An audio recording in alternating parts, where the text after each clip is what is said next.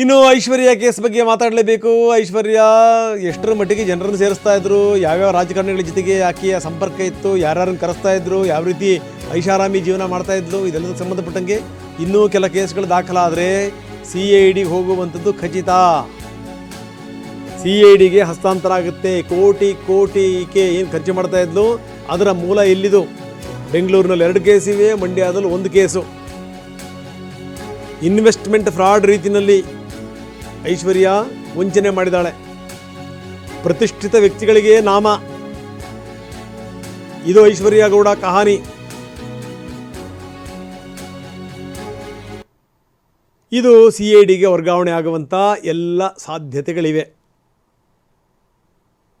ಈಕೆ ಮೇಲೆ ಇನ್ನೊಂದಿಷ್ಟು ಕೇಸ್ಗಳೇನಾದರೂ ಬಂದವು ಅಂತಂದರೆ CIDಗೆ ಹೋಗುವಂಥದ್ದು ಖಚಿತ. ನಾವು ನೋಡ್ತಾ ಇದ್ದೀವಿ ಆಕೆ ಮಾಡ್ತಿದ್ದಂಥ ಪೂಜೆ ಪುನಸ್ಕಾರಗಳು ಯಾರ್ದೋ ತಲೆ ಹೊಡೆದು ಇನ್ನು ಯಾರಿಗೋ ಟೋಪಿ ಹಾಕಿ ಯಾವ ಪೂಜೆ ಪುನಸ್ಕಾರಗಳು ಮಾಡಿದ್ರು ಅಷ್ಟೇ ನೋಡಿ. ಪೂಜೆ ಪುನಸ್ಕಾರ ಮಾಡಬೇಕು ಅಂದರೆ ಮನಸ್ಸು ನೆಟ್ಟಗಿರಬೇಕು ಫಸ್ಟು. ಯಾರಿಗೂ ಟೋಪಿ ಹಾಕಿ ಅವ್ರ ದುಡ್ಡಲ್ಲಿ ನಮ್ಮ ಶ್ರೀಮಂತಿಕೆ ತೋರಿಸೋದಲ್ಲ.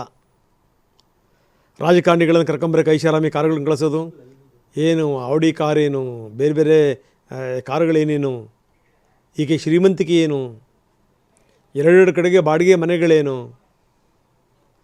1-2 ಸಂಗತಿ.